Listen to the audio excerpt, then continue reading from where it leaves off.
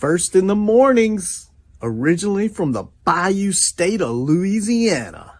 I say, here at Cajun Roots Reseller, you give me an offer and I'll take it. You got the dollars? You got the dollars? See the special man on YouTube. He's got it all. I got an offer. I got the dollars. Let me have it, please. I got the dollars. I say. This is Johnny's, the place that'll let you have it with no problem. Let him have it. Johnny has a sale right now. I say. This is Johnny's place. Let him have it with no problem. See the special man. Here at Cajun Roots Reseller, you give us the offer. You got the dollars. You got the offer. Well, let him have it with no problem. Let him have it. You got it. I am looking for some jewelry. End of line. Do you have any credit? No, I was recently involved in a divorce. End of line. Look, I'm not one of those maybe it's Maybelline gals, okay?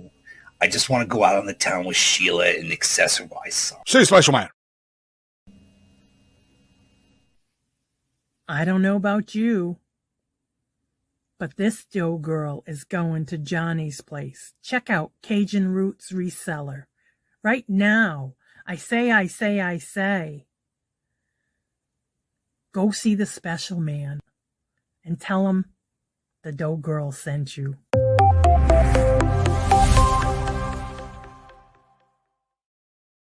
Hello, good morning and welcome. And how's everybody doing this morning? Let me get through the chat because I have some guests on the show today for y'all. First in the chat was Regina. Hello, good morning and welcome. And Catherine. Hello, good morning and welcome. And Mark and Mike. Hello, good morning and welcome. Scarlett. Hello, good morning and welcome. And Angela. Hello, good morning and welcome. Little Debbie. Hello, good morning and welcome. And how are you doing? And Gwen, hello, good morning and welcome. And Anna Marie, hello, good morning and welcome. And Lisbeth, hello, good morning and welcome. It could be afternoon for some of you. Michael, hello, good morning and welcome. And how are you doing? Good to see y'all. All right, so today, our guests, you usually see them on YouTube, on auctions, Every now and then you get some little tidbit of information and get to learn something. Well, today is the whole show. We got them for the whole show and sharing some information with y'all. Stephen, hello, good morning, and welcome. And that's what we're doing today. Snooze, a little sneezy today. Oh no. Sorry to hear that, little Debbie. But anyway, if you have any questions when we start with the show, make sure you ask them in the chat because we want to get you answers for these questions on this topic of the day. Buying Space Mara, hello, good morning, and welcome in. Tuchman, hello, good morning, and welcome. And Stephanie, hello, good morning, and welcome. And Robin, no, tomorrow's Friday. No, today's Thursday. Yeah. Happy Friday to all. Today's Thursday. You a girl, don't rush it because it's almost the end of the month. All right. So without further ado, we got some knowledge here I got years of knowledge that we're going to share with y'all today. And it's with none other than Mark and Mike from Two Old Guys Vintage and Resale. Good morning. Good morning. How you doing? How's it feel to be having a day off today, Mike?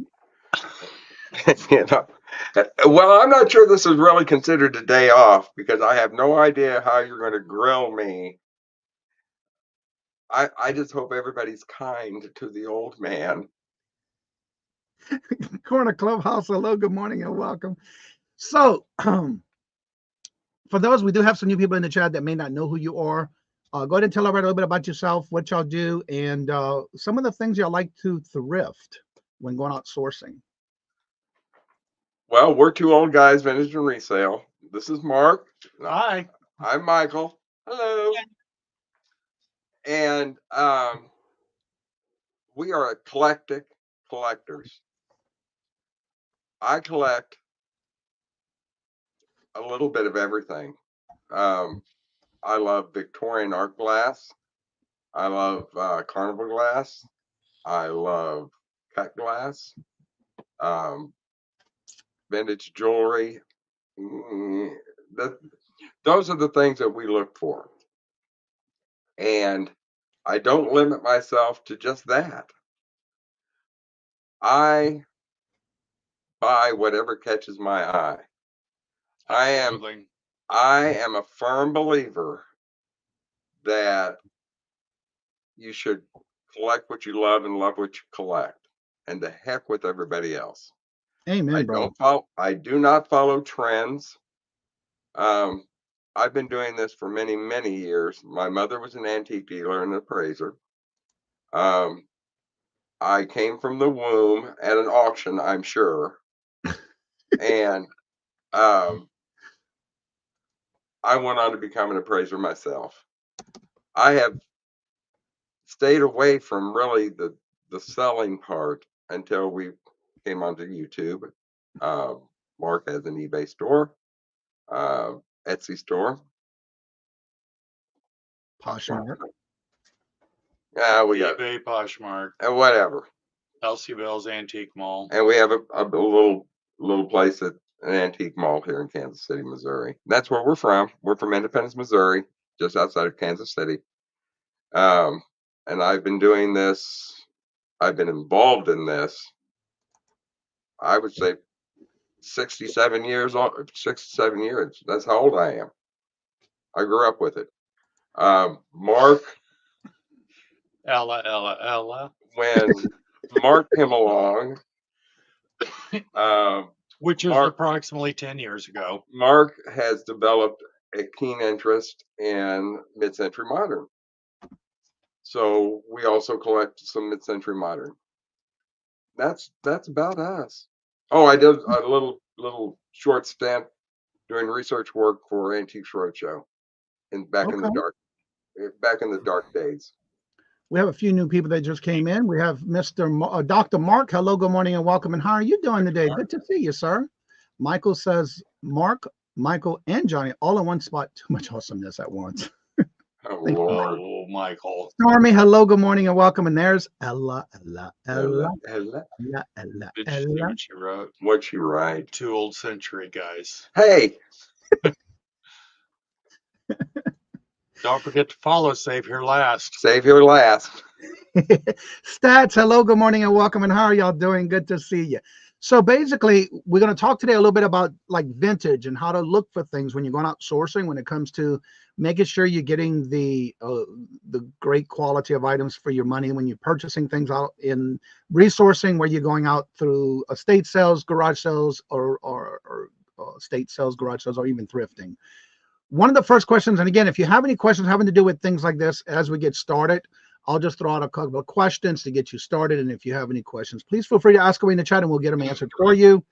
When dealing with vintage glass, and there's so many different companies out there, when looking at the different markings, what is it you look for when looking for those type of markings? And explain a little bit about the markings on some of the glass. If you're talking about markings on glass, on vintage glass and antique glass, there are very few companies that actually mark their wares in the beginning. The only persons that actually did, Mark Remy, you won't be able to see it. Oh, I wondered where that went. This carnival glass base, due to the marking on due to the bottom of it, you can't see it, but it's Northwood, and with a little circle around it. Mm-hmm. They were one of the very few glass companies that actually marked their wares. Yep. So if you're looking at carnival glass, it's carnival glass was not marked except for Northwood, and that is the antique versions. Later on, you will see Fenton. It's going to be stamped Fenton in a little oval. Prior to them using the stamp mark, they used a paper label. They also used a foil label at one point. Imperial will be an IG that's in the middle of it. Westmoreland, you'll see a Westmoreland, they're easy to identify. It's a W. Some of the more contemporary glass companies, you'll see a heart with a D in the middle. That's Degenhardt glass. A lot of the more contemporary pieces will be marked. Some of them will be with a hand etched mark in the glassware. But don't limit yourself to pieces that are marked. Just don't, because most of the glass companies didn't mark their glassware. They either had a sticker or they had nothing at all. Stormy winds. Stormy says most of my crystal and glass has no marks on them that I can see. Oh, right. Well, let me show you an example of something. People are always talking about American Brilliant cut glass. Most of the that they're showing is not. This is. Wow. This is American Brilliant cut, and you'll never be able to see it, but this is actually has an acid etched mark in it. Hawks. Hawks was one of the leading producers of American Brilliant cut glass. Don't go buy a mark though. And I'm telling you, don't go buy a mark on glassware. Don't go buy a mark on jewelry. I know people, and I don't like to use this term, but I'm going to. Don't become a name whore. Your jewelry, if you're buying costume jewelry, buy jewelry by the quality, by the way of the workmanship, the craftsmanship, the beauty of the stones. Don't limit yourself to saying, oh, I have to have this piece because it says Hattie Carnegie on it. No, don't say I have to have this piece because it was Weiss. And let me explain to you why. Hattie Carnegie never made a piece of jewelry in her life. Weiss didn't produce their own jewelry. They were done by jobbers, by people that actually created designs made by different manufacturers, by other designers. My absolutely favorite manufacturer is a company called Lisa and Elster. 1947 to right at 1990. Right in that time period. They created some of the most beautiful jewelry you've ever seen. It is well made. It's glorious jewelry, but it was marketed under different names. A designer would design a piece, bring it to DeLisa and Ulster, and they would produce it. DeLisa and Ulster made Accessicraft, Weiss, Alice Cavanis, Ciro, Celebrity, Capri, the Eisenberg Ice series, not the Eisenberg original, but the Eisenberg Ice series. They did the House of Ivana, Hobey. They did an awful lot of work for Hobey. They were jobbers. Hattie Carnegie, Kenneth J. Lane, Kramer, Carew, Kenneth J. Lane. Did I say that one? Yeah. Yves Saint Laurent at the very end, right before they went out of business. They were doing jewelry for them. And Sarah Coventry. And they also did jewelry for Avon. Look for the quality, not the name. I hope that made sense. So I have another question when it comes to those that are going outsourcing and have no idea about glass or any idea about jewelry. What are some of the things that you would recommend or tips to stay away from when sourcing and not knowing what to look for? This is funny. You know what I stay away from? I stay away from anything I don't think I could live with in my house. You can tell a cheaply made piece of glassware. It's going to have blurred lines. I call it blurred lines. The pattern will not be sharp. It'll be like, okay, there's a lot of people who collect, and I'm not saying anything's wrong with it. I love everybody's collection. Don't get me wrong. Don't say ugly things. But there was a lot of glassware made especially in the 1940s and 50s and early 60s, that you would go to the grocery store and you would buy $5 worth of groceries, and for 15 cents you could get a sauce dish, or Yep. you could get a plate.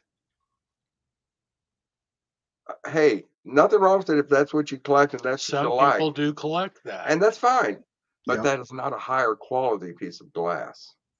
The workmanship is not there. It's mass Yep. produced. Depression glass. Green Perfect. Step Specials. Okay, let me tell you something about depression glass.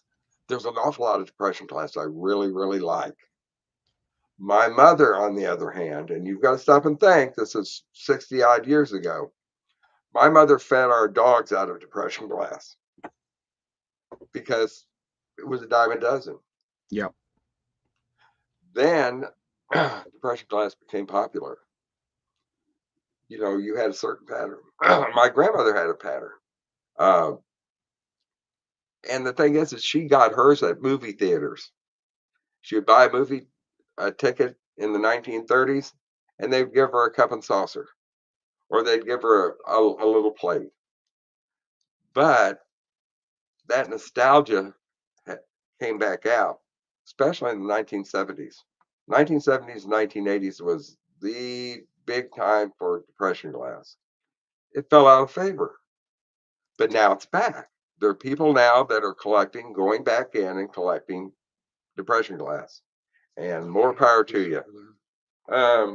Well, this is an elegant depression glass. This is from the 1930s. You can tell by the deco lines. Yep. A little divided server. Now, this would have probably, to be honest with you, this probably came from Woolworth at the time. One of them. But it gave people, especially during the Depression, something to make their homes more beautiful. Right. Something that made them feel good. Same with Carnival glass. Carnival glass came out in the early 1900s. And I'm telling you what, those were some depressing times. And if you could have something on your table, something on your sideboard, something in your home that looked rich, had color, had vibrancy, women were drawn to it. And it was, and I'm sure everybody knows what carnival glass means, what the deal is with carnival glass. Carnival glass was a ploy that was devised by Fenton. What they did is they produced this glassware, they put it out in the stores, and it didn't sell. It didn't sell. So they sent this stuff all out to carnivals. They sold it to carnivals at dirt cheap prices. You throw a quarter, and if it landed in a piece of carnival glass, you took it home with you. Mm-hmm. But then people got to where they saw it, and they loved it. Fenton was nothing if not a promoter. That company knew how to promote themselves. And so there you go. Then they became very popular. And then other glass manufacturers jumped on the bandwagon. All right, my next question, because I'm trying to get the chat involved. If you have any questions, please feel free to ask away. We're talking more like the vintage items, things that you might never think about when you're outsourcing, maybe what to stay away from, what you think about when you're out looking, maybe what to grab, and that's what we're talking about today. My next question is for those who do not know. A lot of times when you're looking at glass, and you look at the bottom of the glass, whether it's a pitcher or a vase or whatever. Talk a little bit about the difference between the ponzols at the bottom, smooth or not. Well, I didn't know. I would have brought something. What do you want? Oh, I don't care. Anything that's got a ponzo mark. Okay. If you have any questions, The older the glass. Okay, I'll give you just a quick something. The older the glass, it's going to be the rougher the ponzo mark. That is when the glass blower blows a piece of glass and where they break it off from the blow tube. Later on, people decided, well, that was kind of, nasty looking. And they would start to polish the ponzo mark, the ponzo, where the ponzo went in. So if you're looking at a very old piece of blown glass, it is going to have, okay. This is a piece of Austrian. This is Lotz glass, and if you see the pontil here, it's very rough. It has been polished, just so it was set flat. Now this doesn't have a pontil at all because of the base they put on it. So if you see a piece of glass, you may see one that's got what they call a berry front. And what it is a piece of glass that has been applied. Okay, well that is a. It's got an indent. It's like it's curved in. Yeah, that is to take away the ugliness of where it was blown. Okay.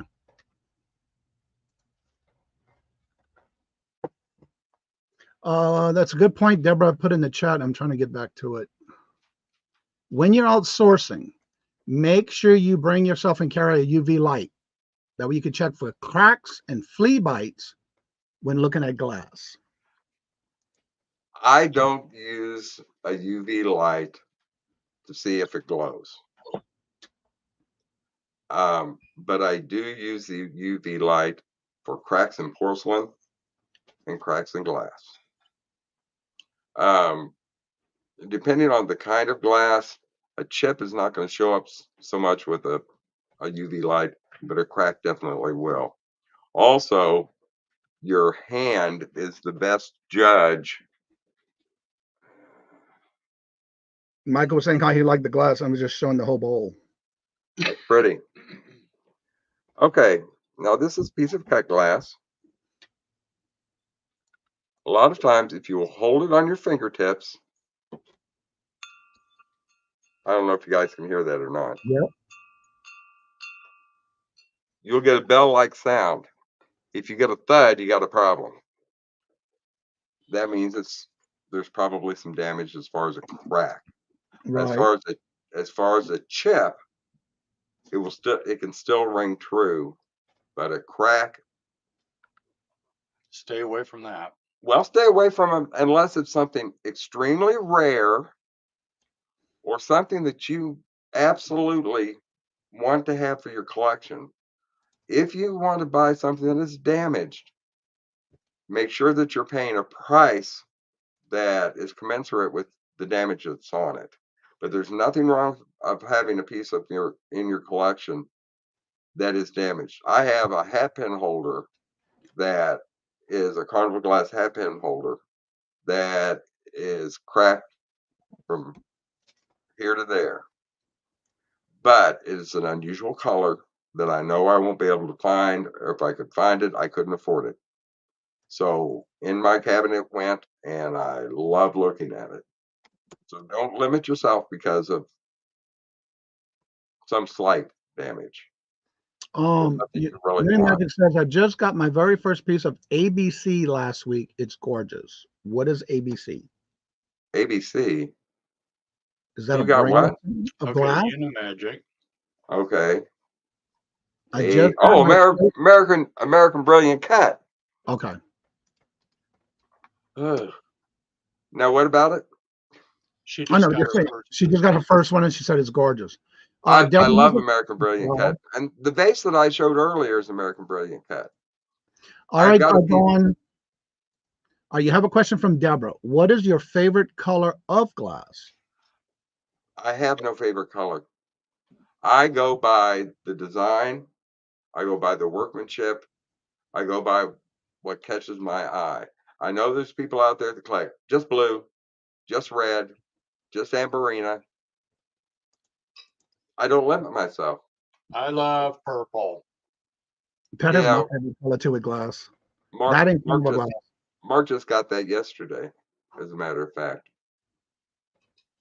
But collect, and like I said, if you love yellow, buy yellow. But also collect something that is in the same general time frame in a contrasting color. Because if you have all yellow glass in a cabinet and you throw in 2 or 3 pieces of cobalt, it'll make your yellow look better. Yep. Now, again, we've been talking about glass, but also we are talking a little bit about vintage items. When it comes to, and I'm going to ask you this because I have a piece I want to share. When it comes to those little small clutch type purses, whether it's beaded, micro beaded, or hand beaded type purses or handbags, or even little hand purses, what do you look for when doing those type of shoppings for that kind of items? If I'm going to be shopping for those, I am lucky. I'm very, very fortunate. I will go ahead and pick up a piece that has some damage on it because I know if I beg, Mark can fix it. I look for, collecting wise, the mesh and beaded and painted Whiting and Davis bags from turn of the century up to about 1940. I love them. I love the hand beaded bags. Unfortunately, a lot of those were done on silk and they will deteriorate. But if you are careful in the way that you display them, you never hang a purse by the chain. Don't ever do that. Lay those flat if you can. Because if you don't, the silk will end up stretching and you're going to lose an awful lot of beads. But if you've got a piece that has got some bead loss, don't let that dissuade you either. Because where are you going to find that workmanship again? I am a conservator. I don't like to see things thrown away and discarded because this kind of workmanship is no longer done. Now, Randy has a question. Does losing stitching affect the value? Loose stitching affect the value? Well, no, because loose stitching can be easily repaired. As long as you have a needle and some very fine thread, and it has to be very fine thread. Don't go at it with fishing line. You're better off, if you're going to make a repair, make it with silk thread in a color that is as close to matching as the original background of the purse. Not the beading, but the background of the purse, because what you want to do is make your repair blend into the background, not the beading. Right. Does that make sense to you, Johnny? Yeah. Okay. Now that brings me to the item I want to show you that I got for $1 at a garage sale. And yes, I paid $1 for it. Well, I'll give you 50 cents for it. That stones on them, they're garnets. I mean, amethyst. Sweet. That's pretty. All the stones are amethyst. This is the side that has like the little knocker right here. This side is excellent, perfect condition. On this side, there is no little knocker, but it does have the 5 stones as well. Now, I don't have to test this because it's very heavy. It's got the little push to open it. Yeah. All hand stitched on the inside. It's like a cotton material on the inside, but it's all hand sewn all the way around. Well, what it is, Johnny, is it's a grow grain, and you're lucky to have a purse rather than silk to have a grow grain, because that's a thicker, like grow grain ribbon is what it is. It's the same fabric, and usually the higher end purses with the grow grain are a lot more desirable because they hold up better. Let me see the mounting. That's the little hole that's right here. Okay. And then there's some thread that's loose right here, but I'm not going to touch that. What you want to see? I want to see the mounting itself.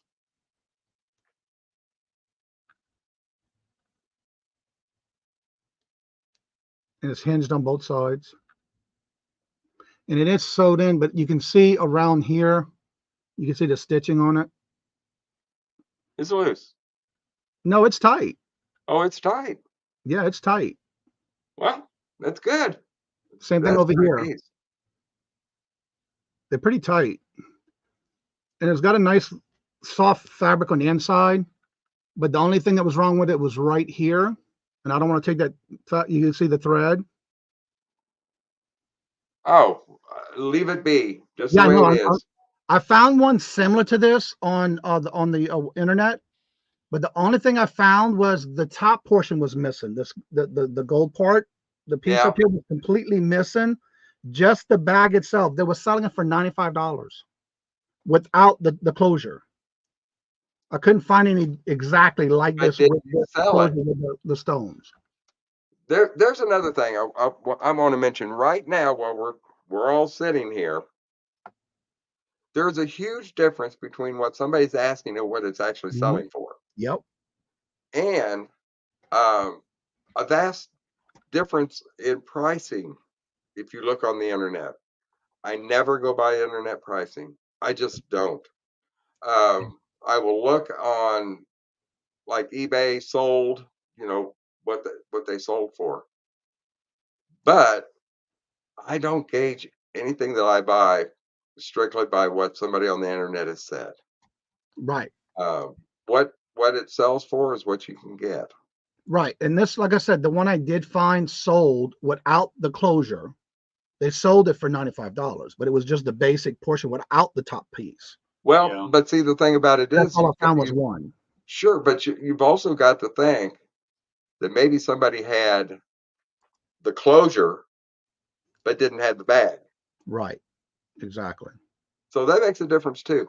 Or somebody that is a crafter, that's what they specialize in, and the beadwork is beautiful. Yeah, and it's and the garnets are lovely. That's delightful. That's everything really else is nice and stitched and tight. That's that only one spot. Randy, on that one, yes, you can still sell it like that. For example, like I said, I did see one that was sold just like this, but it didn't have the actual closure.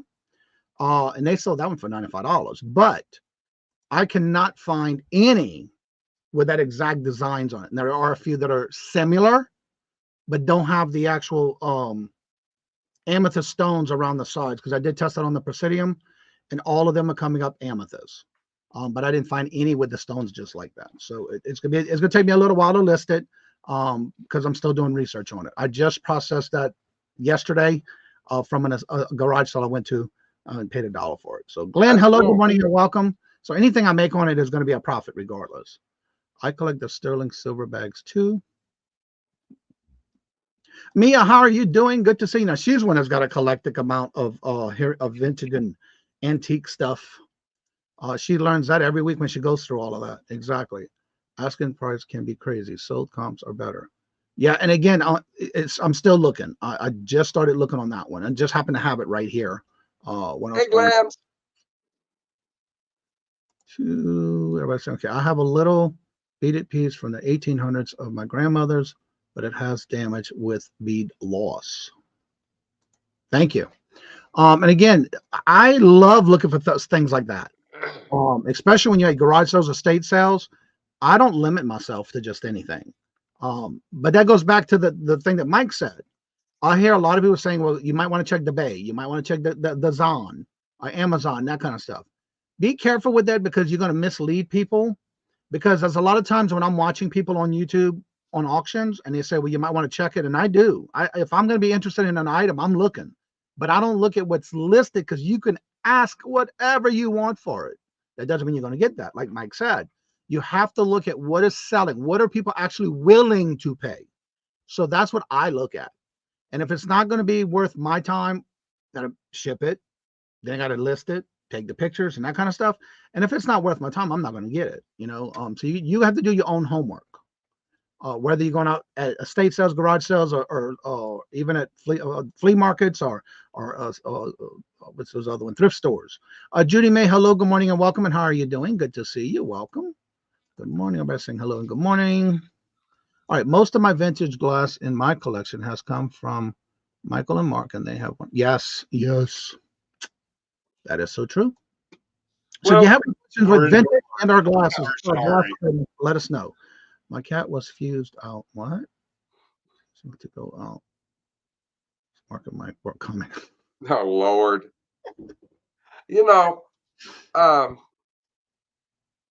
When you're glassware, it's so subjective. Either you like it or you don't. There are people that don't collect any glass, and that's fine too. But if you're outsourcing and you're a pottery person, let's say you're a pottery person, all I do is pottery, and you see an absolutely stunning piece of glass, don't walk away from it. Yep. Because if you are in the resale community at all, you know that you're going to find somebody that would love to have that piece. Yep. And that's why I buy some of the things that I buy. It's not necessarily what I collect, but I know that people love. And you've got to look at it that way sometimes too. But I never, and Mark will attest to this, I very rarely buy anything that I would not be proud to keep in my home. And you know what? I'm glad you said that, because I know for a while when I was starting, I actually didn't start collecting glass until I met Robert, because he would always go to different antique malls and stuff like that. So when I started, I tend to go to Westmoreland or Carnival Glass. For a while, you couldn't find anything anywhere. For a while, that was like very scarce. Now you find it anywhere and everywhere, and there's just so much of it. But there's some people that, for example, if you go to an estate sale, or even if you go to an antique mall, I'll find a lot of things like that in an antique mall where they'll have this listed in their mall, in their store, or in their antique booth, and then they have a picture of eBay and what it's going for. Don't go by that, please. And you know what? 9 times out of 10, I won't even check up on them. I'll just walk away Yep. because that doesn't do anybody any good. And frankly, I find it offensive. Yeah. Randy, some people will not sell an item with a small chip or crack. Okay, now wait a minute. As long as you're upfront about the chip, yes. But if it's cracked, it goes in the trash.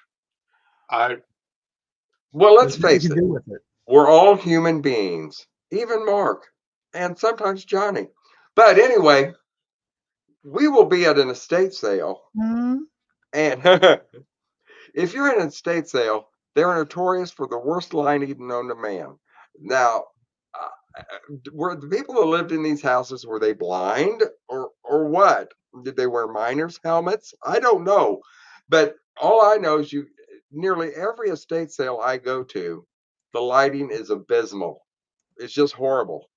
And you're feeling and you're touching and you're looking and you're trying to hold up stuff to a 10-watt light bulb, and occasionally you'll get out to your car or get home and you'll wash stuff and you'll look and you'll have it all set up to go on the show.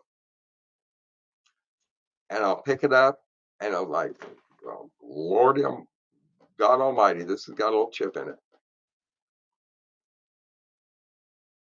Sometimes I'll show it, but the first thing that comes out of my mouth is, I need to let you know ahead of time this has a chip. Yep. Or this, and I started at a price that is equal with whatever damage there is. But I don't want to sell anything that's got damage. Occasionally, something will go by us.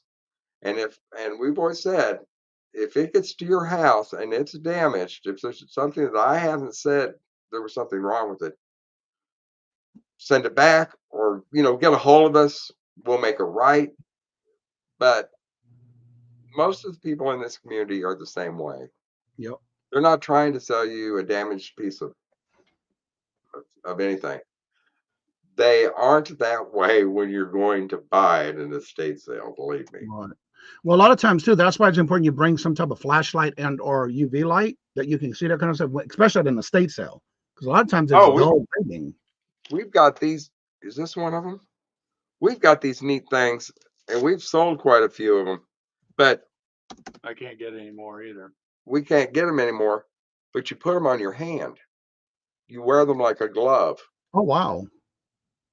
And they are the greatest things ever when you're going into basements, attics, garages, because your hands are free to still do what you need to do. Exactly. But you've got a light source, a dependable like light source, and you're not carrying a big flashlight. All right, Gomez has a question. Do you think that collector glass like milk glass, etc., have gone back out of style with the circle back into style again? Everything is on a cycle. Everything, glams, everything. Right now, though, milk glass is doing pretty well. It's holding its own, but it all depends on what it is, what the patterns are, whether it is antique milk glass or milk glass that was made in 1970. Mm-hmm. All of that is going to factor into it.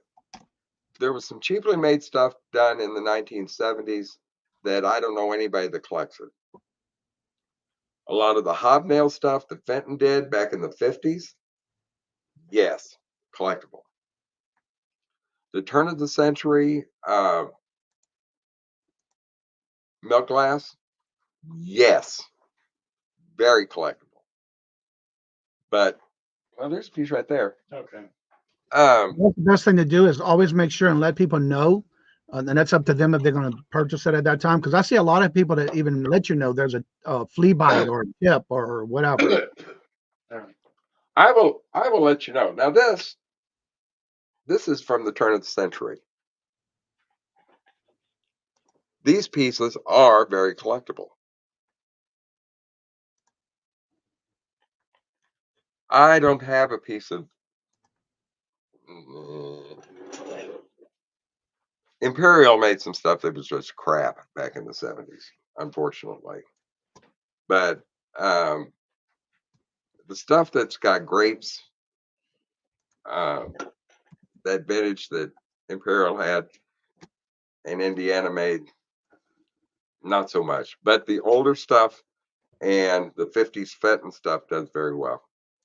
All right, Buying Space Meyer would like to know, how far would you drive to buy a Fenton hobnail? I'm not sure the rest. Benjamin? Well, just let us know because Mark will be in the car. Which one do you got, Myra? What color is it? Yes. You got all kind of questions coming back at you now. Save here first. Ella would like to know, is the lady behind you wearing a vintage outfit? Well, no. No. I can't remember, but that's a designer piece, that top. Lambs would probably have more idea than I would. I'd have to look at it. But the stretch pants, you know, those were Mark's. No. Let's see. Good morning, Carol. How are you doing? By the way, Carol, we will be going to Worcester, to the Ollie's, Savers, and Skechers in your area, towards you, Saturday. Hey, Boo, hello, good morning, and welcome, and how are you doing? Good to see you. Hey, Cheryl, Boo. what do you look for when you see clear glass? Why do people stay away from it? Hello, Cheryl, welcome. You know, I don't know either, because I love clear glass. Now, I think it gets a little monotonous if you have an entire cabinet full of it. But there's some beautifully made clear glass. And the thing is I have noticed it's becoming more popular again. I like, I just have to have. Buying Space Mars says it's white, opalescence, three prongs. What is? The items he's talking about. White, opalescence, three prong. I'd have to see it. I love, this is Orifors, and it's Swedish. It's beautiful glass. I love Waterford glass. And the thing about it is that I don't know why exactly everything falls out of favor. That's why I don't buy trends. I don't. I'll stay away from trends. I stay away from trends. What I do is I look for well-made pieces, whether it's clear, whether it's purple, whether it's green.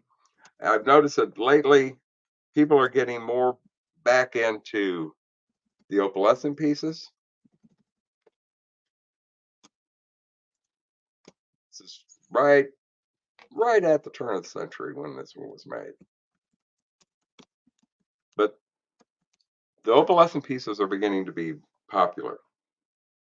Yeah, I love opalescence. Let's see. I got a beautiful cut glass EAPG piece from my grandmother. Early American Paris glass. Yeah. TVs are ready to cause trouble with me. Oh, and speaking of which, I love early American pressed glass. When I was a kid, that was really popular. A lot of the pressed glass pieces, the commemorative pieces, and it fell out of favor, which meant nothing to me because I still buy it. I've noticed trending that right now, and this isn't a piece of glass, but is the decorated porcelain plates with roses and flowers and birds and if it grows, it screams for my name. It does not scream, Uni. Yeah, Ella got a red piece from me. I think it was red. Oh, Ella likes red? I believe it was red. Oh, good Lord. Ella, wasn't it a red Fenton that you bought for me? It was a red piece, I believe, if I remember correctly. Yeah, I think it was red. And I got all the glasses too. Mark went shopping. I love that red with that gold tint to it. Oh, it was a light pink. That's right. I knew it was in that color category, but I couldn't remember what it was because it's been a while that I sent it out to you.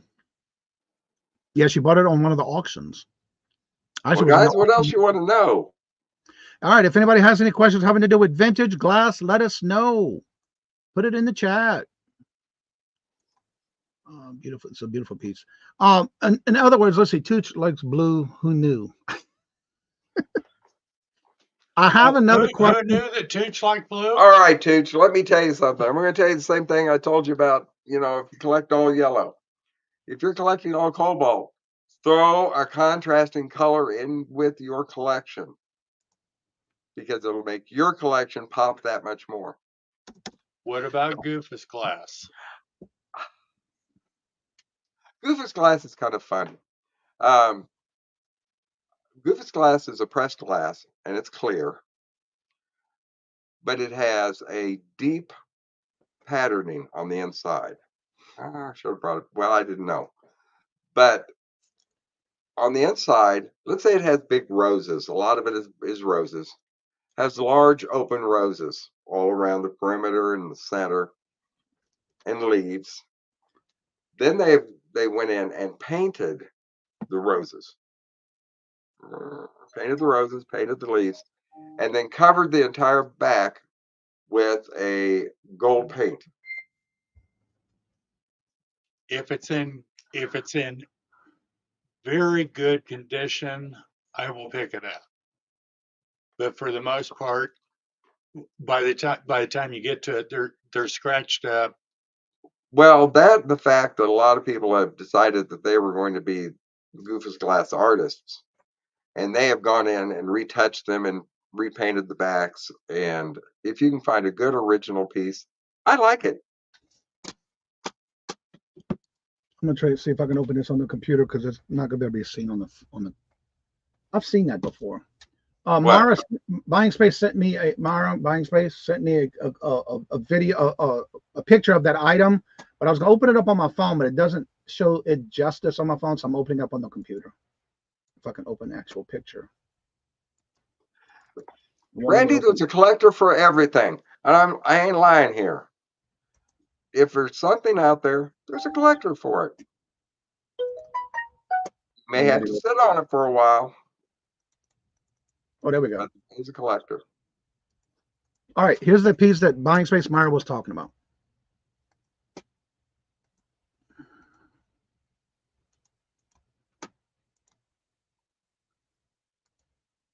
Oh yeah, that's cute. And it's got the three vase tools right here. Three lily. Yeah. That's cute. Mark is the burn man. Myra was talking about. All right, let's see here. We have a question in the chat I want to get back to, and I'll put a star on it. All right. Stephanie would like to know if you had one to choose one piece right now, what piece would it be? In my own collection?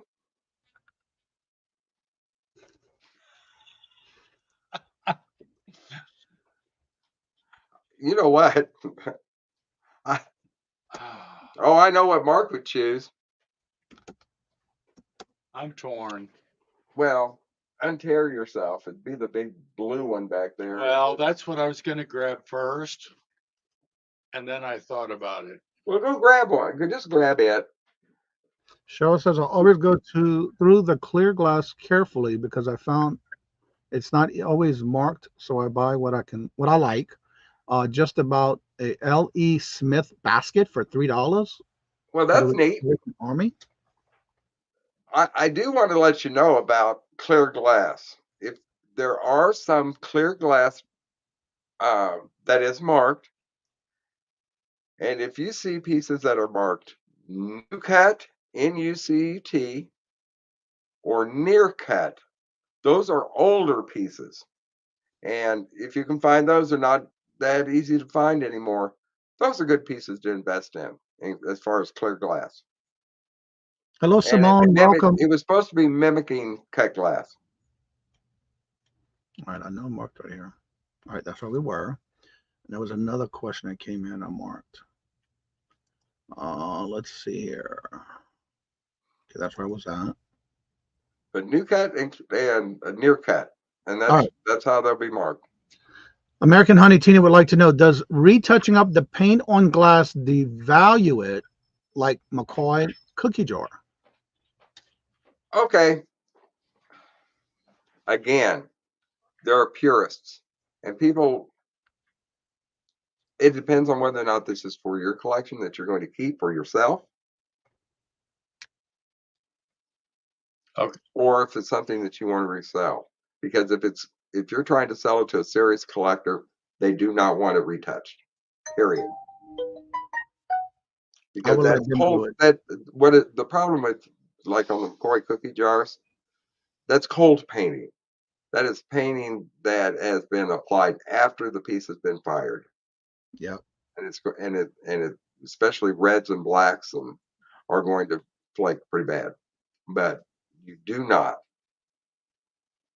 retouch them, please, unless it's something you want sure. to You said, what was that name? Was that name in reference to the McCoy? Or which name you talking new about? cut, NUCUT, and near cut. Those were both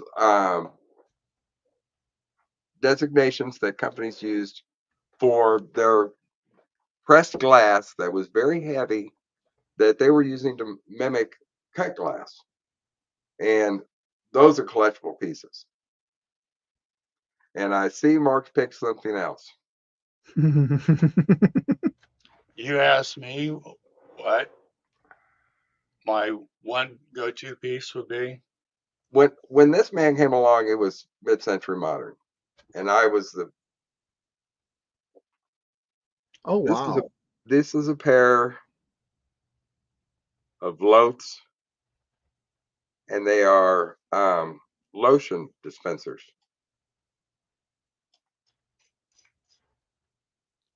They're absolutely gorgeous, and I had never seen another pair of these. And yeah, I'd have to agree. I like that a lot. I absolutely love these. Thank you so much, Red Road, for being a member for 7 months. Good morning, hello, and welcome. Well, good morning. Let's see. You have a question here from Randy. Old tarnished silver pieces offer unpolished with options for me to polish up or clean everything first. Leave it unpolished. Leave it unpolished. If they want to polish it, well, okay. I have varying degrees of agreement on this. If it's a piece that was meant to be polished, I will polish it. If it's a piece of jewelry that was meant to be polished, I'll give it a quick wipe over. But I do not ever get into cracks and crevices because I like to retain that patina on silver. Okay? That makes sense? And I may give it a little cleaning. If it's something from my own collection, I make the determination on each individual piece. Like, for example, I just finally learned what this was. It's tarnished and I'm not doing anything with it. Oh, that's cute. I like that. It's actually marked MM 2000, made in India. What you said it was? It's a muffineer. It is a powdered sugar shaker. That's what it's the same thing. It's a muffineer. Yeah. But I didn't realize that's what it was until I looked it up. But as you can see, that how shiny it is on the inside and how tarnished it is on the outside, I'm leaving it alone. Oh yeah. Yeah, I'd rather sell it like this and let them choose if they want to clean it up. But yeah, I don't clean up the silver either. And that white metal that's made out of is easily cleaned. Mm-hmm. It cleans up pretty well. Yeah, but I like a little bit of the grunge on it. Yep. To be honest with you, I don't have no problem with it. Let's see here. Let's see what I'm like. Chalk paint on Oh yeah. furniture just now. Oh, okay. No, I tell you what's worse than that. What's worse than chalk paint on an Edwardian piece of furniture? That's somebody taking perfectly good vintage costume jewelry and making a Christmas tree out of it. I spent weeks getting jewelry off of a piece of it was kind of a canvasy kind of a background. Ended up with some nice pieces. All right, that's what I was thought. I might lightly buff it out, almost black and tarnished. I'm talking about non-jewelry pieces, plates, bowls, etc. Yeah. Yeah, if it's nasty looking black, lightly clean it. Just where you can say, oh, this is pretty, but it enhances the design if you leave the dark in the design. And thank you. And again, if anybody would like to come on and share your knowledge about something and share with others, please let me know by emailing me the topic that you would like to talk about. And then I do this on Tuesdays and Thursdays where I try to bring a guest on and we talk about that particular topic. Creations by D, hello, good morning and welcome. And how are you doing? I just like seeing vintage glass glued together. Oh, yeah. I throw that in the trash. And it's a mistake if I bought it and it goes in the trash. Unless it's no. What they're talking about is people will buy 4 or 5 pieces of old glassware and they will get that super glue resin stuff and make crap out of it, stick in your yard. Yeah. You have a question here from Regino. Where are your favorite places or places to go to sourcing estate sales, vintage antique malls versus garage sales? Well, it's going to depend on your area. It really is. In our case, we do an awful lot of estate sales and we do some auctions, and garage sales just don't pan out for us very well in this area. I'm too old to need baby diapers and that kind of crap. But baby stuff and toys but every once in a while you'll come across one. I've bought some really terrific stuff at garage sales before. But this is what you need to do. When you go to this garage sale and there's nothing there that interests you, it doesn't hurt to say, do you happen to have any old glassware or any old costume jewelry or any old pottery? And a lot of times they'll think about it for a while and say, well, I've got a box of jewelry, that I've had sitting back here, and I bought some nice stuff that way. And be kind, be respectful.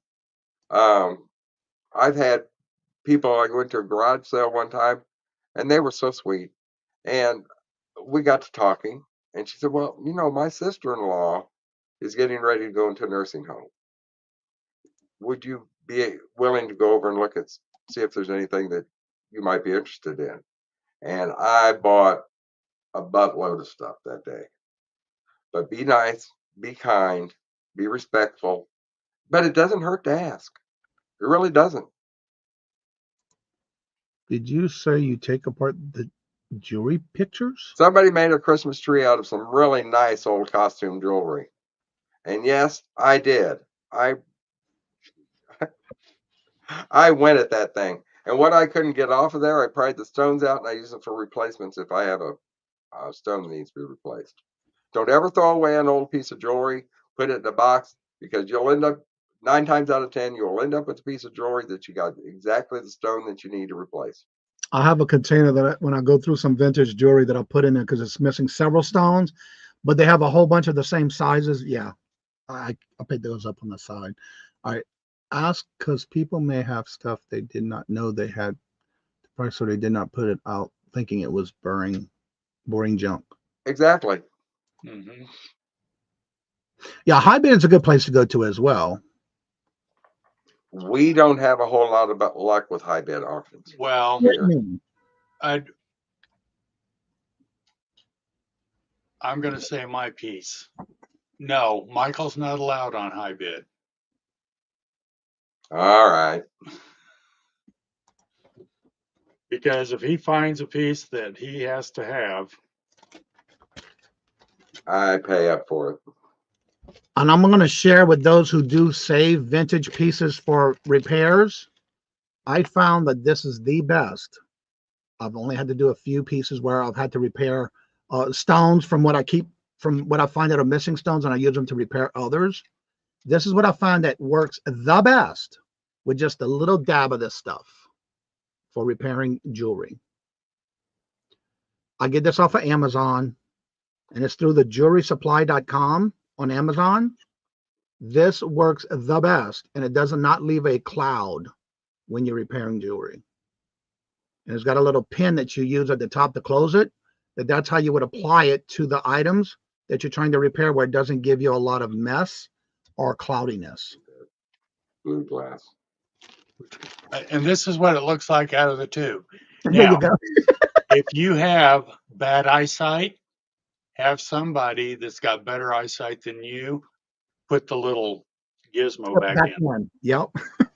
It's like it is tiny. It's Okay. like I think she wants to do the big one back there. my next Myra, question do you- about swung vases. The what? The swung vases. I think who wants to see that? Somebody wants to see one. Yes, buying space Myra. If I can do this without knocking them all And over. good to see you, Brittany. How are you doing? I keep broken jewelry to repair other pieces. I started doing that myself for that reason. You mean this baby?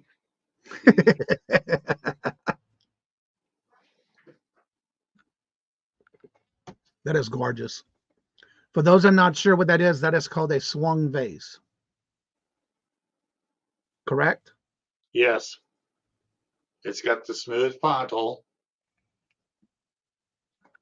And what they did when they made it,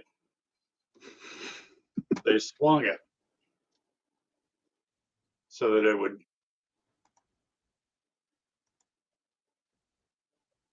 Now, see, I like this one, but I like that one better.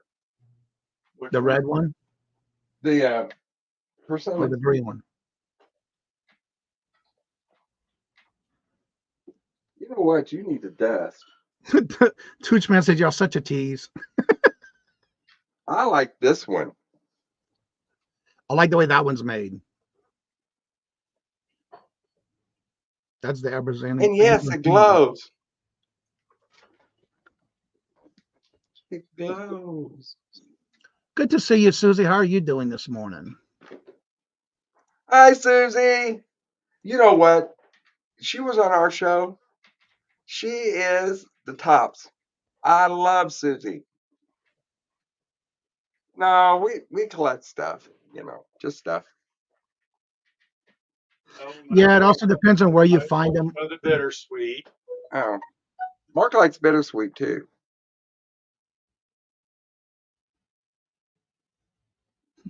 Tooch says you're such a tease. Lord. Now, mine's the jewelry. I like the jewelry. I like shiny stuff. So another thing I want to bring out with another question, and anybody has any questions, please feel free to ask away in the chat. When it comes to vintage jewelry, you did touch about it again at the beginning of the show, but now that we have more people in here, when sourcing out jewelry, especially when it's vintage and not mark at all, what would you do as far as how would you buy it? Would you leave it? Would you research it? Or what is your ways of buying things that are not Well, let marked? me tell you what. If it is a well-made, well-designed, well-executed piece of jewelry, it's in my pocket. I've already bought it. Mm-hmm. I do not go by marks on jewelry because let me show you something. Well, just like I think it was got something laying around. One of Mia's shows, she was showing some items when she does her unboxing of the stash, And she happened to bring on a piece of jewelry that was marked with a cursive R, which I later found out it was Ross. I can't remember the last name, Ross something. And now I'm finding a whole bunch of pieces with that cursive R on some of the jewelries that I've been going through and processing. Is any of it, does it have pearls in it? Richelieu did an awful lot of, and it's marked with an R. Like, if you're at an estate sale and this is a fur clip. Oh, I have some of those. This is Eisenberg.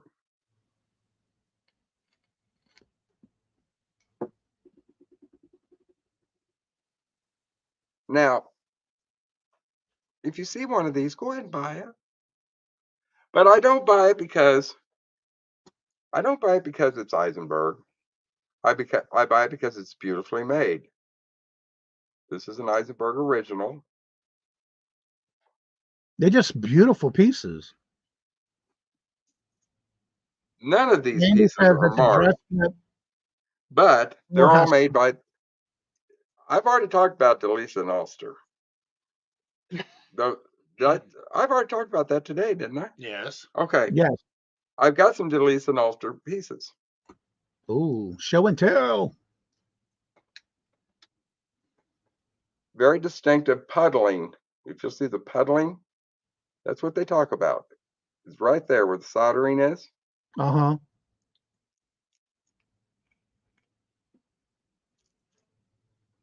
Wow. That's Delisa and Ulster.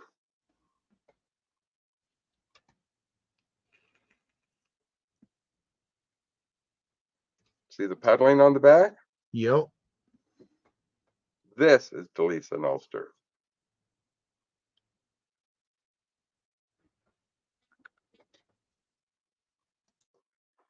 And this one, yeehaw. Here's the back. And this is also Delisa and Ulster. Look at the dimension on that.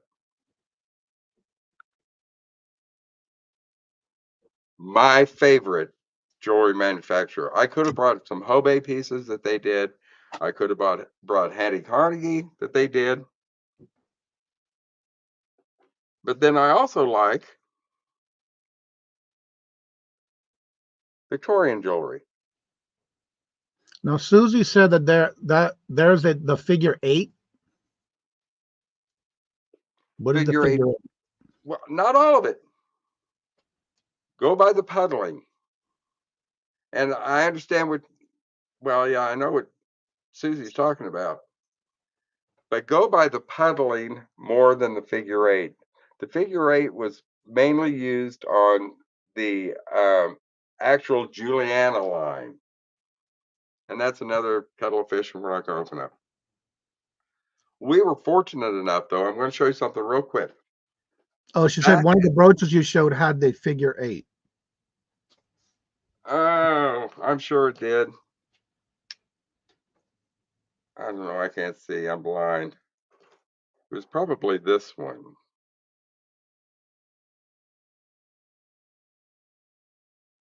I can't see it. Oh, it's like this. Is this the one you're talking about, Susie?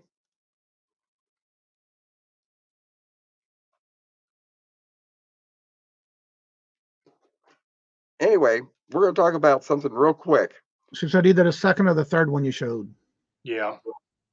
You just showed it. Yeah. Okay. Back in the day, before the internet, before anything like that, there used to be people that represented jewelry manufacturers that went out and they had a certain area that they worked, and they went and they sold jewelry to department stores and to specialty stores, boutiques. And they would bring a variety of what they were offering. I was so lucky, and this is by accident. Loveliest lady, her grandfather, that's what he did for a living. He went to Nebraska, Iowa, Missouri, Kansas, and Oklahoma, I think, right in this area. And he would take a variety of jewelry to try to sell to these little shops. I'm going to show you the backs of all three of these. Silver tone, I love the V portions on those brooches.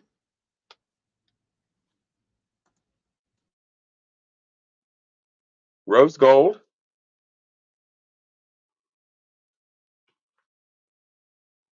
and shiny gold. This came from his actual sample case. Now, I'm going to show you something that you probably have never seen before. Here's the silver tone piece.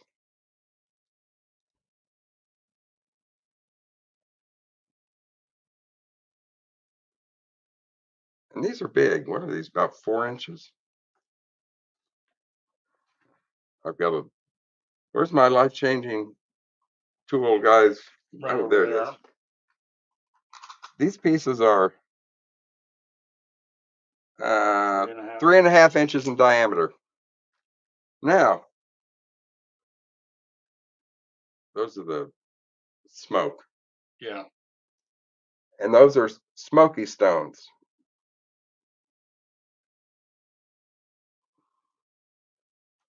You move on to the rose gold piece. And it's done in purple, pale purple.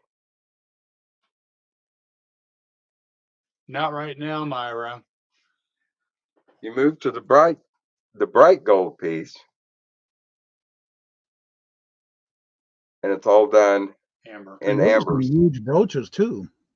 And the thing is, Mark, you get that other one. They're all the same brooch. Just different colors. Different colors, different metals. This is so the salesman could say, we have this color metal, this color metal, this color metal, and this are the stones that come in these different colors. I just thought that was fascinating. It was nice to put a name with a face the other day when I was in Amy's auction with you in the chat. Then we've got, like, this is a Coro piece.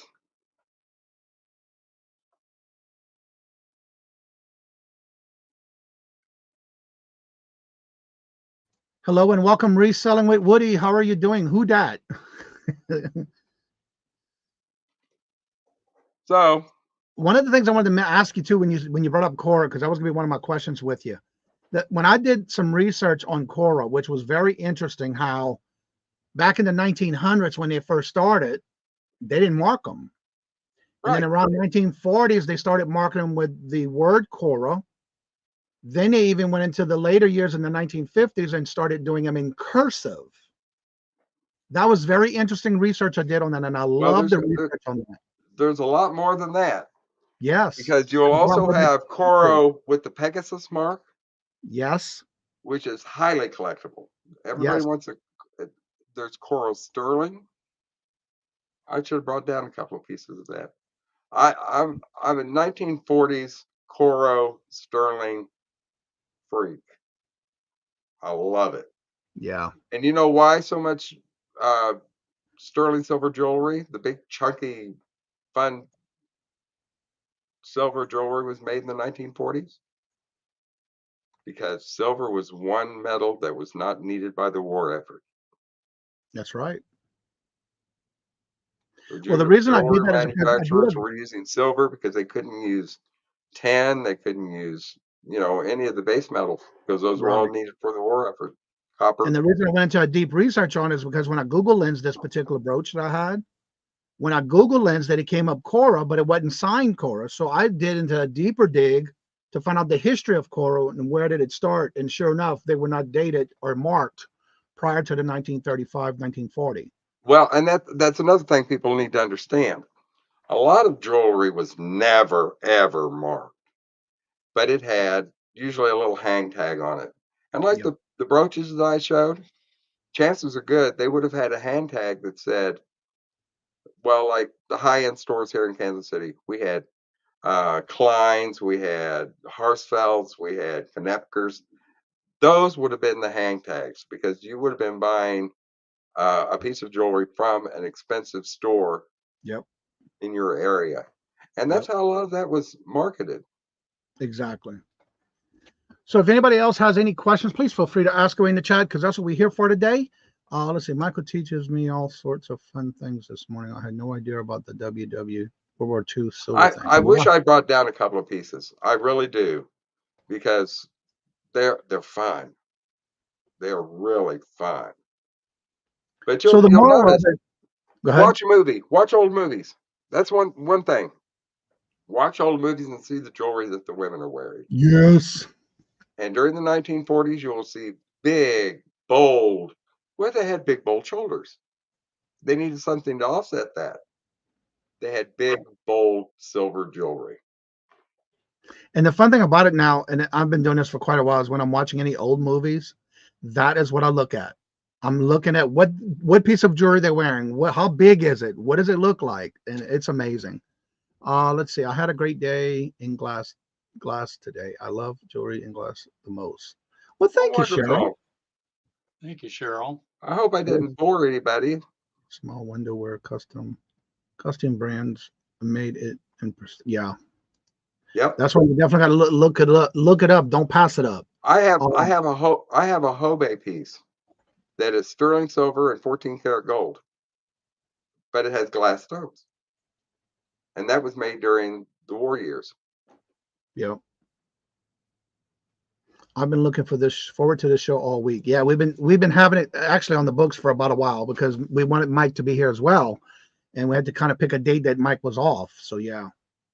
And Unimagic, I've seen you in the chats. You've been on our shows, and the thing about it is that you have a good eye. Yeah.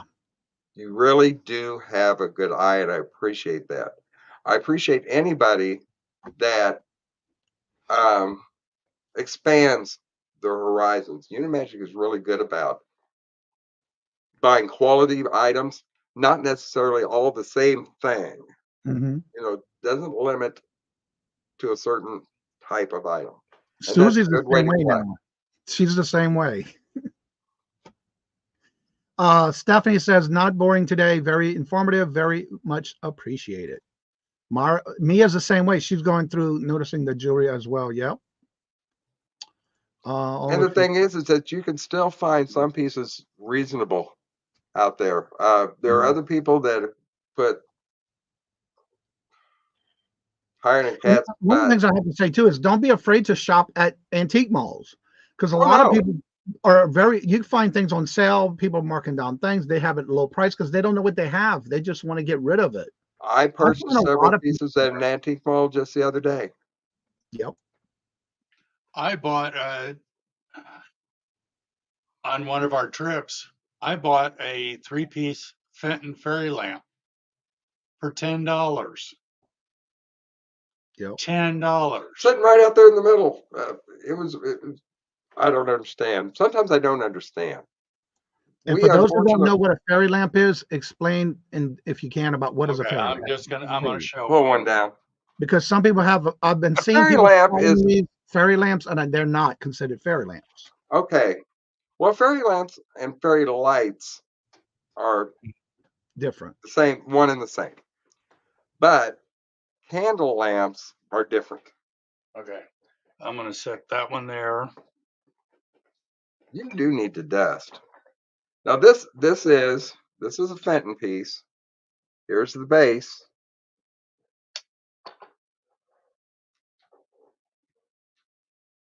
This is the insert that the handle would fit in.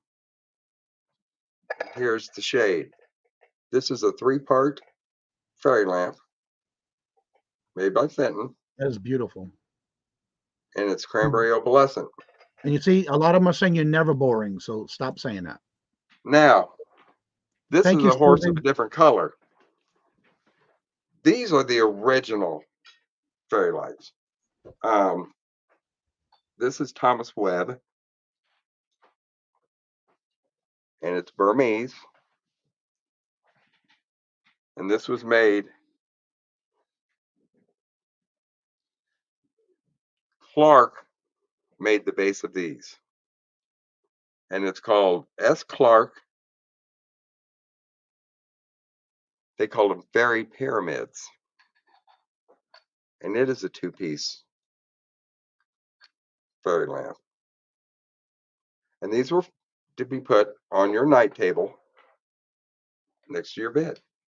And they were candles. Now, this is from probably the 1890s, maybe a little earlier. So I hope that helped as far as what a fairy lamp is. This is a very great show today. Jewelry is my thing, and I hate to sell. My favorite simple. I absolutely love Miriam. You know what? I Haskell? like some Miriam Haskell. She's not my favorite. And that's me. That's it. That's just me. Very intricate, a lot of wire work as far as the way that it's very unusual, the way that the beading and the drops are attached to a piece of Miriam Haskell. I should have brought a couple of pieces of that too. But that's all a matter of taste. If you love Miriam Haskell, you keep buying it because there is a market for that. There's definitely a market. Oh, there's a And we market do- for We do everything. pick it up. We Well, do pick it up. I do pick it up. But I It like, depends on if it catches my eye or not. I mean, Yeah. to be perfectly honest, the weirder the better. I love it. You at the Wolf Lounge Lodge, I think you said, Jennifer. How did the surgery go? I hope you're doing well. So before we go to end the show, I want you to maybe give a couple of tips when either looking for glass or jewelry, while people are going out, say, sourcing and not sure what to pick up and what to leave. Give us a couple of tips on that before we end the show, please. well, you know me. The I've always got weirder a the big mouth. better. The more unusual, the better. Now, I tend to stay away from jewelry pieces where the stones are glued in stones, unless it is from the 1900s, early 1900s, up to about 1930. The newer stuff, I just, unless it is a very unusual piece, unless it is a very well-made piece, I usually stay away from glued-in sets. That's just me, and that's my preference. As far as glassware,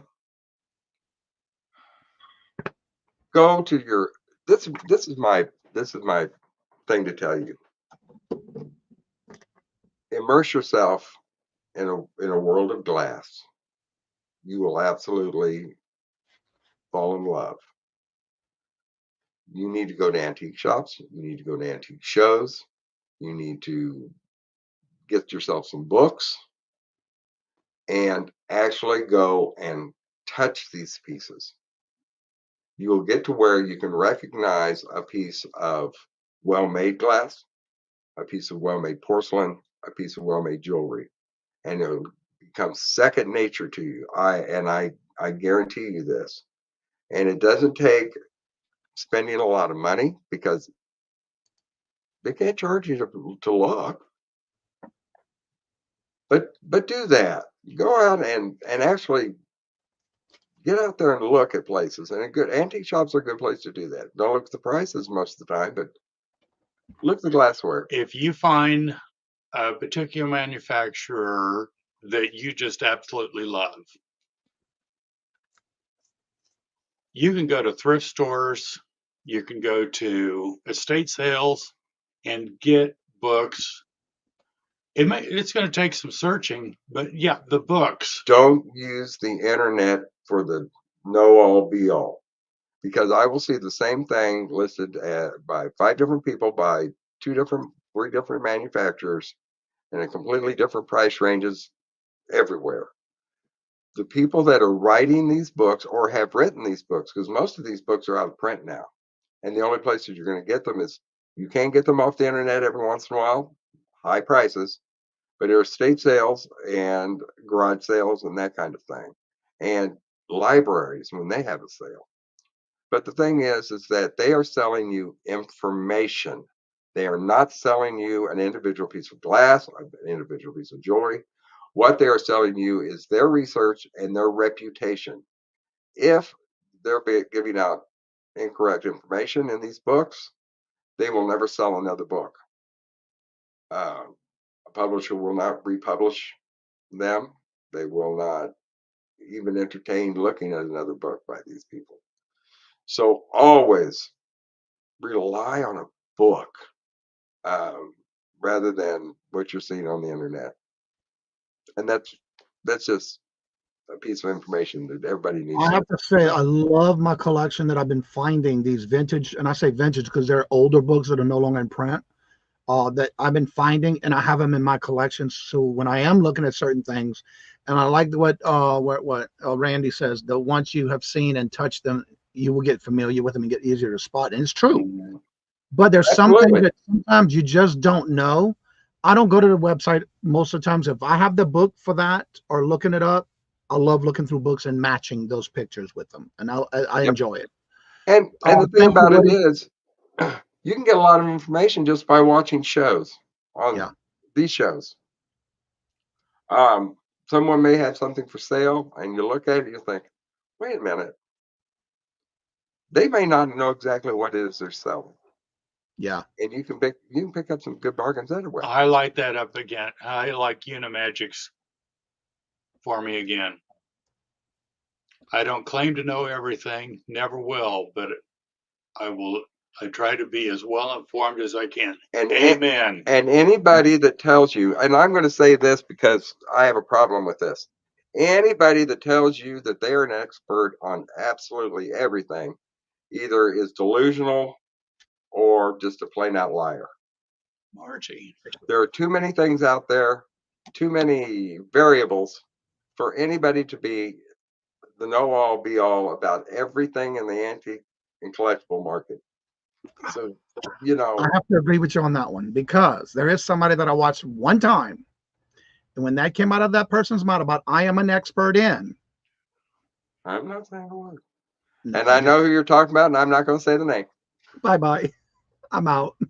There's a couple of them. Yeah. Anyway. Yeah, there's more than one. But the biggest clue, though, is make sure you do your research. If you can find books, buy them and put them in your collection, because I guarantee you they're going to be worth it when you're doing your research. And you can actually, because 9 times out of 10, all those books have pictures that you can compare to. The different colors they come in, the different styles they come in. It's amazing. And the thing about it is that I buy the books, collector's books, even if it's something that I don't collect. Because if I'm outsourcing somewhere and I'll say, well, wait a minute, I've got a book. And I'll go home and research it after I bought it. Yeah. And the thing is that I will buy multiples. If I already own this book and I see it someplace else, I buy it. Yep. Because there's always somebody out there that needs that book. Yeah.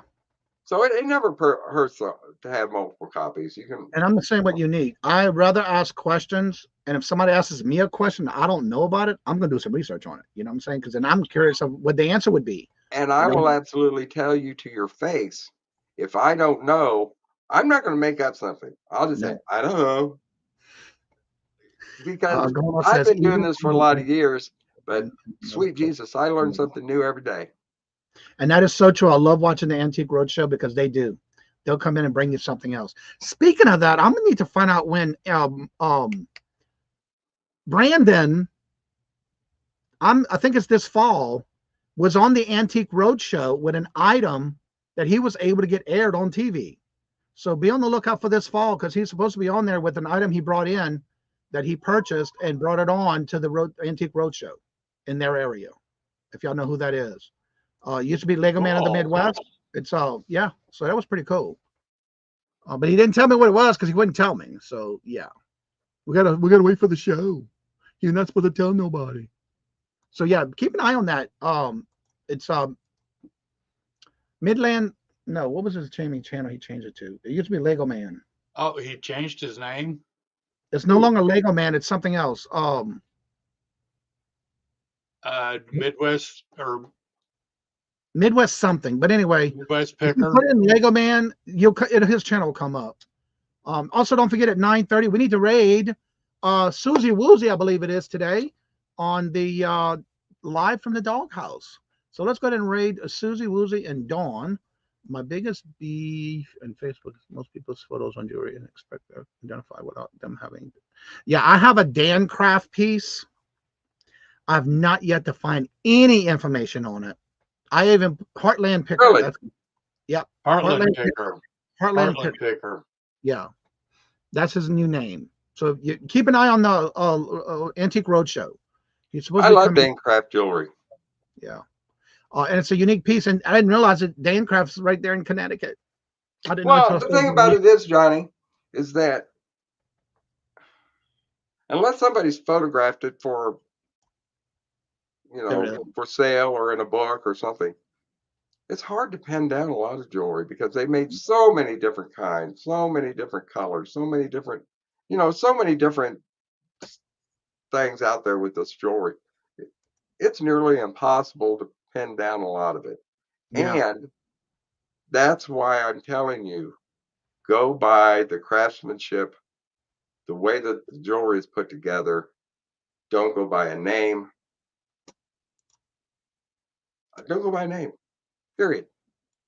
All right. I just found the picture. I knew I had it somewhere when I did some research on it, and I still can't find anything about it. This is what it is. Nobody seems to know what it is, even when I put it on Facebook groups. Is it marked Dan Craft? And it's marked to Dan Craft. It is a marking on the back that says Dan Craft. I think I had multiple pictures. Nope. Yeah. Yeah. Yeah, it is marked Dan Craft. And I posted it on Facebook groups to see if anybody can tell me, because I can't find nothing. You know what, though? It almost looks to me that it could have been a special order for a regiment of some kind. Yep. A Scottish Rite or, something. Yeah, it has the crown at the top with the ribbons, and it has the star with the shield in the center, and then it has the oak leaves and all the leaves coming out from the bottom of the Yeah, eagle. I think that was probably commissioned pieces. They probably made it for a specific organization. Yeah, I can't even get in touch with anybody. I can't see that was because that's not exactly a piece that a woman would just put on her coat. Yeah, it does look like a whatever. crest. Yeah, in the center. It's a crest of some kind. Yeah. Hello, Ralphie. Good morning. Hello and welcome. So anyway, we're going to go ahead and get ready in the show. And if anybody needs to want to come on up after the show's over, you're more than welcome to that link. Oh, it's not. I didn't drop no links. Well, we were so excited about all the questions and everything going on in the chat. I forgot to put the link in the chat, but that's okay because we're going to in the show. Again, thank you, Mark and Mike, for coming on up and bringing the knowledge of glass and jewelry and do's and don'ts and what to do and what not to do. Again, this could be a whole nother couple of hours worth of stuff, but I don't want to take too much of your time because I know it's your day off, and I know you must be dying to go shopping. But anyway, Hey, Ralphie. Good to see you, Ralphie. Again, don't forget to check out Mark and Mike every Sunday. I'm always on the first Sunday of each month, which will be this Sunday. I'll be on their show every Sunday at 4:00. But also, Mark and Mike's going to tell you a little bit about what they do on their channel. Don't forget to check them out. Jennifer's been dropping their links in the chat and how they can reach you if they have any questions. 2oldguysvintage@gmail.com, which is right there. Tomorrow I'm going to be on Deals of the Dawns or Dawn Southern Finds channel. I'm sure Teresa will be there, or telling who else. Sunday, we've got Johnny and we've got Maria, California Thrifter. And then we have... Oh, Maria would be nice. Johnny. Labor Day. We doing bingo Labor Day, Johnny? Yep. Okay, we're doing bingo on Monday, Labor Day. And then Wednesday, I will be on Yarn Again, and Michael will be on Vintage Jewels, Gems and Pearls, Margie, that evening. So those girls are really nice to me. And I like Mark and we'll be on John. with Becky Vintage and more tonight. Also, don't forget, if you have a topic that you would like to get covered and you would like for me to reach out to somebody, email me and let me know. I'm always trying to make sure I want what you want. So if there's any particular topic you were interested in, let me know. I can find somebody within that topic, reach out to others and see if they can come on. because I would love to share that kind of stuff with you as well. I like to hear what you want in that aspect, so we can do it on Tuesdays and or Thursdays, depending on what days they're available. Also, don't forget, if you make comments on any videos in this channel, you have until this Saturday. Saturday is the last day of the month, because come Monday is the first Monday of each month is where I do the drawings for the Moon Pie giveaways. And that's basically, you have basically go in and make a comment about something that was discussed in any of the videos. You only get one comment per video that you'll get your name in the drawing. And then as long as you make a comment about something we talked about, discussed, that is a good comment, then you get your name on the wheel. And we'll be doing that the first Monday of each month, which is this Monday coming, Labor Day. Yes, I'll be doing the morning show, and yes, we'll be having bingo, which is every Monday at 4:30. Also, don't forget, every Wednesday is our Hump Day auction. If you are a member of this channel, I did post a message this morning on the post for members only. I have all shows open for those who would like to be on the members only live rapid fire round showcasing of members until January. I do have up to January open at this time. The more I get filled up, the more I'll open another month thereafter. Also, if you would like to be a guest on the Hump Day auction, I just opened up this past weekend. January is now open because I am booked already the rest of the year. And I already have people taking in the dates for the 1st of January. So if you want to be on the Hump Day auction, please make sure to reach out to me. Give me a couple of dates, and I'll be glad to add you to the calendar. Don't forget, tomorrow is our Would You Buy It or Would You Leave It? That means if you would like to be part of that, make sure you do send me a link of an item that sold, or items, you can be up to 3, in an email with the link that the item sold on what platform. If you're not sure how to share the link, take a picture of the item that sold on that platform it sold on, and I can find it. And then in the email, make sure you do me a favor and let me know how much you paid for it, where did you buy it, how long it took to sell, and if you took an offer, what was that offer? And we'll be doing that tomorrow, every Friday. And this Sunday, I'll be on with Mark and Mike. Next Friday, I'll be on with Dawn's Dawn Southern Finds. And then Tuesday, we do have our members only live show at 1 o'clock on this channel. So with that being said, like I said before, in each and every show, love always, love is always free. Please be kind to one another till we meet into another chat. Have a blessed and fabulous day. And until we meet again, later. Peace out. And y'all, Bye, guys. Yeah. And again, thank you back again, Mark and Mike.